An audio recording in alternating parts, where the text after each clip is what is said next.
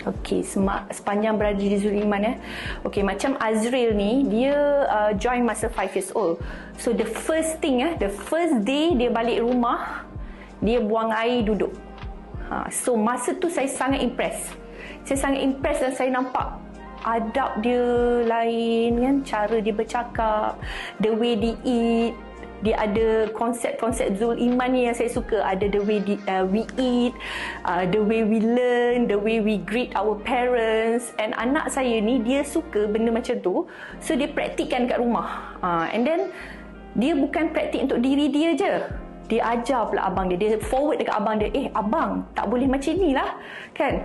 Lepas tu, adik dia yang girl bawah dia pun dia ajar juga. So daripada situ saya rasa memang ketara sangatlah perubahan dia tu dari segi adab dia, and then dia punya disiplin. Kalau dia bersalam dengan orang tua pun kan, dia memang akan salam full. Dia tak ada salam je, dia Allahumma salli sayyidina Muhammad.